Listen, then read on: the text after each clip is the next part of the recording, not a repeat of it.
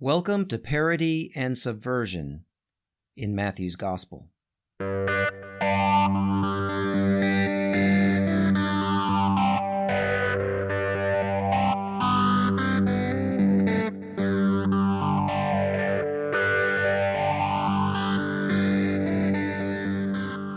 This episode brings to a close a three-part series looking at Matthew's narrative of Jesus' first three detailed individual healings.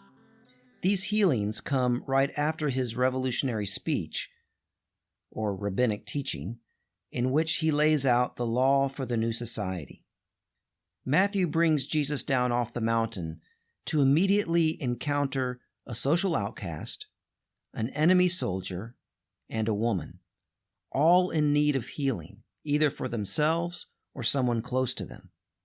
In each of these three detailed healings, Jesus crosses a boundary to bring social healing.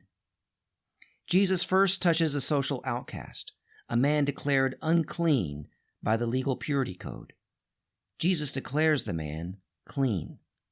He then heals the son or servant, depending on how you translate the Greek word, of a Roman centurion, making peace with an enemy. Finally, in the passage that we will look at today, he crosses the gender divide, restoring a woman to her place of honor, through which she becomes an exemplar for the movement. In all three interactions, Jesus crosses a social divide, creating the solidarity necessary for his movement for a new society. Matthew tells us that after reconciling these three people, Jesus then continues with the work of healing the masses that he began before his speech on the mountain. So Matthew depicts Jesus healing the masses right before the speech, then after the speech. Matthew provides three stories of Jesus healing people, ending again with Jesus healing the masses. Matthew is telling us that the campaign for a new society will be a campaign of healing.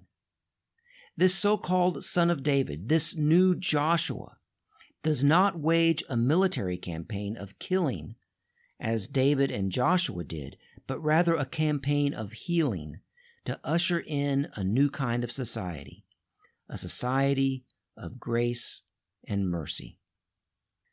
My name is Bert Newton, and this is episode 17 of Bible Study, Parody and Subversion in Matthew's Gospel.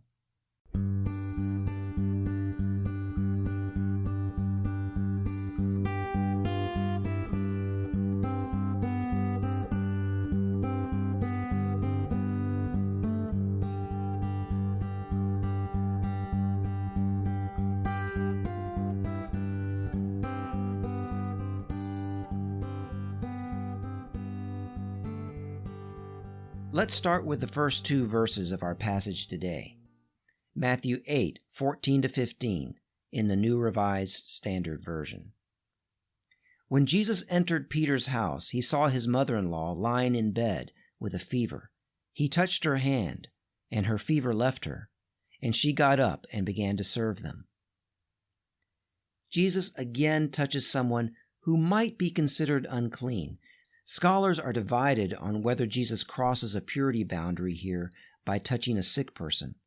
On the one hand, the Torah does not explicitly prohibit it. On the other hand, there was likely a cultural taboo against it as reflected in later rabbinic writings. And on still another hand, it takes a lot of hands to sort these things out. On still another hand, those later rabbinic writings also include stories of rabbis healing sick people by touching them. The sick people were other rabbis, but I don't think that matters. It is likely that there was a general cultural taboo against touching sick people, and or perhaps an ideology of considering any sickness as impure in order to build a fence around the Torah, something that I explained in a previous episode, a way of upholding stricter purity than the law requires. But touching a sick person was not explicitly forbidden by law, and the crossing of that taboo by Jesus and other rabbis was probably seen as shocking but merciful. But one thing is clear. You weren't supposed to touch someone of the opposite sex if you weren't related to them.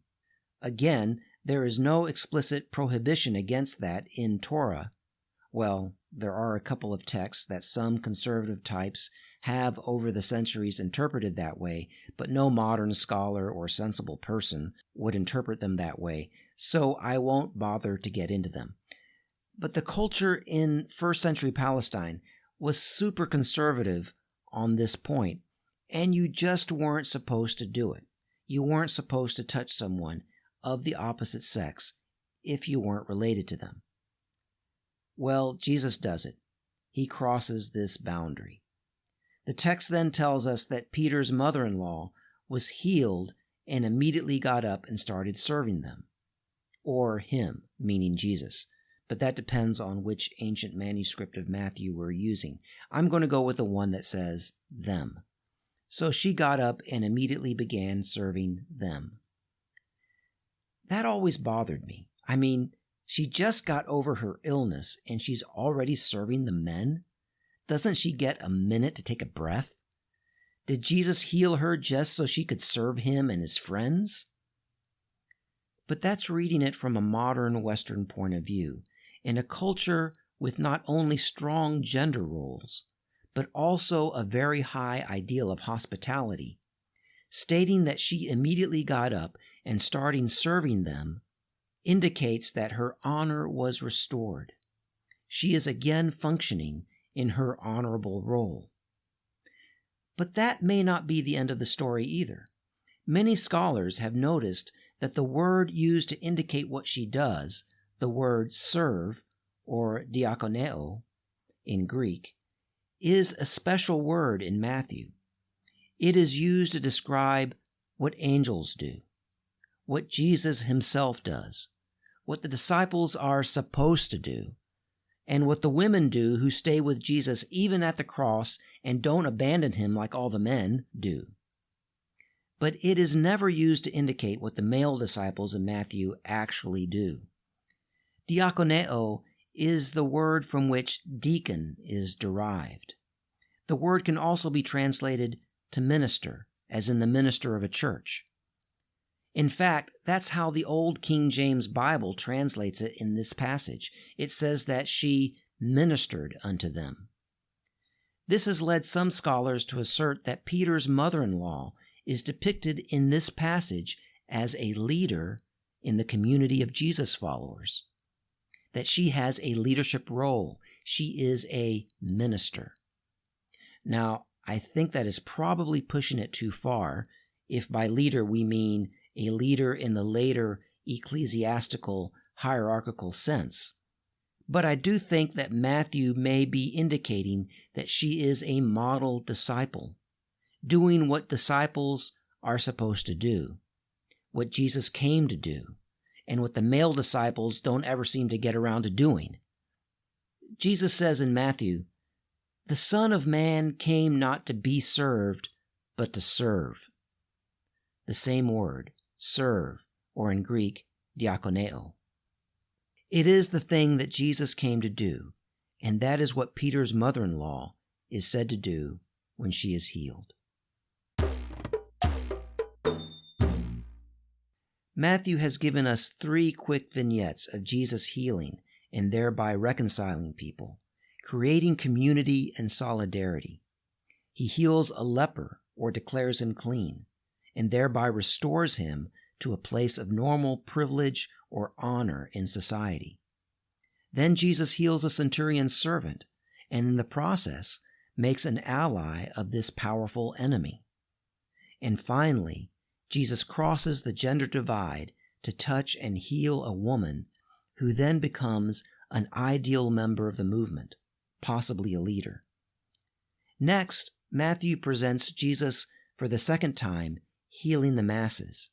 Let's read the next 2 verses, Matthew 8:16-17.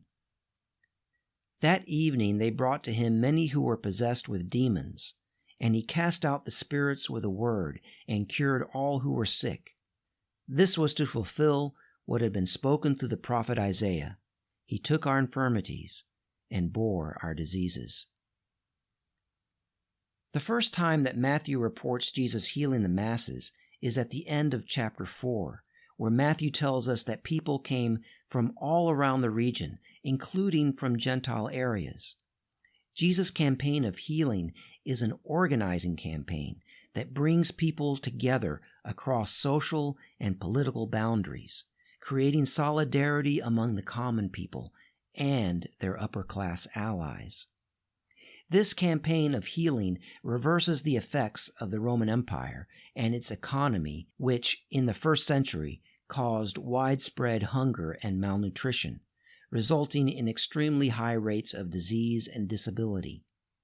Roman propaganda called this era the Golden Age, but for most people, it was an age of misery, an age of sickness and death.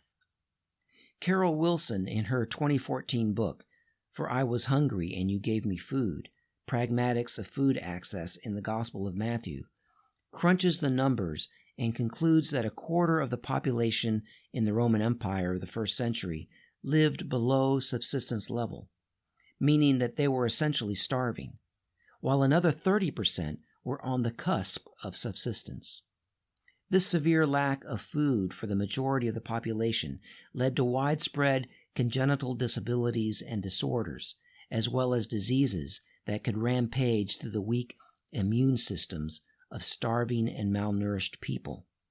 Jesus' campaign of healing in Matthew plunges headlong into this misery and takes it on, reversing it and bringing the people together into a healing community.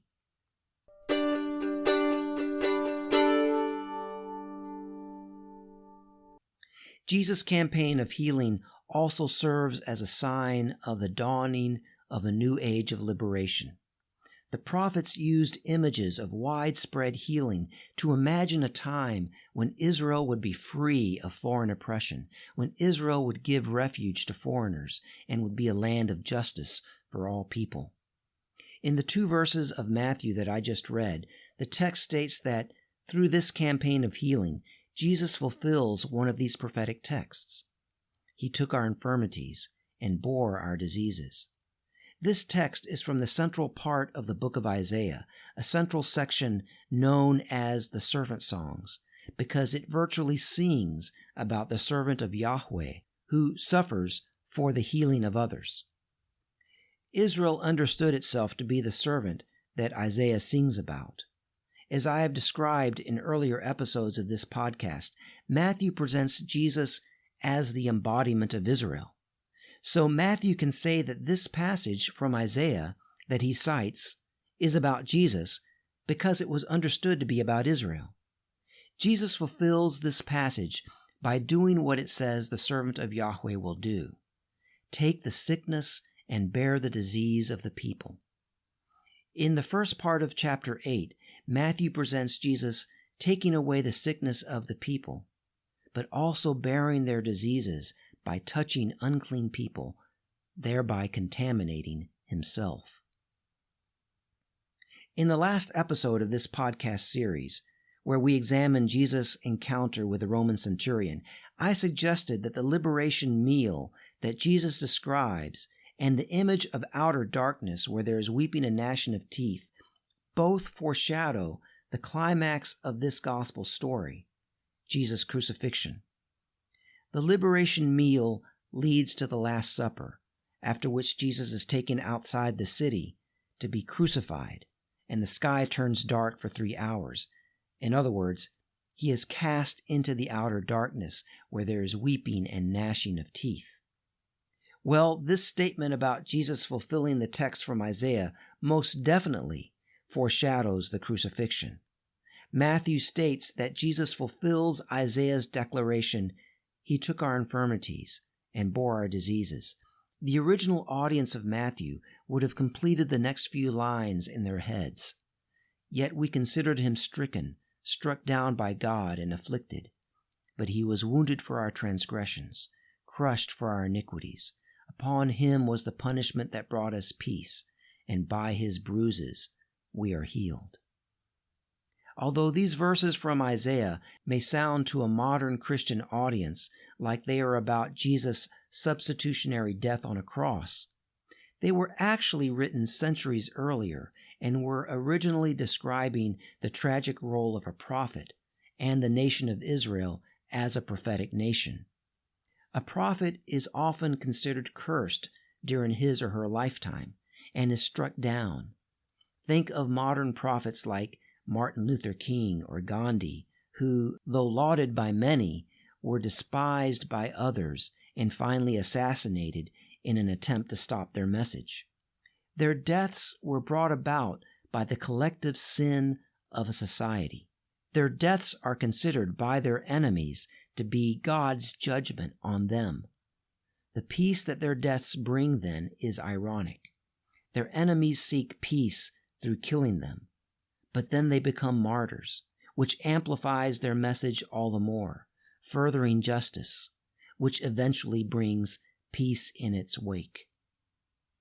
This is the sense in which the prophet, then the prophetic nation of Israel, and finally Jesus, were considered stricken, wounded for their society's transgressions, crushed for their society's iniquities, bearing the punishment that brings peace.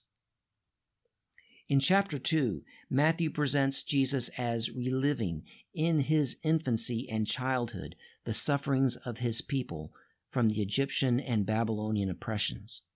Matthew reinforces this idea here in chapter 8 by declaring that Jesus fulfills the prophetic text of Isaiah 53. Matthew presents Jesus as embodying his people, as a liberator who carries in his own body, in his own life, the suffering of his people. My name is Bert Newton. The music in this podcast series has been provided by Bob Nolte and David Martin. Please go to our Facebook page and leave comments. This has been episode 17 of Bible Study, Parody and Subversion in Matthew's Gospel.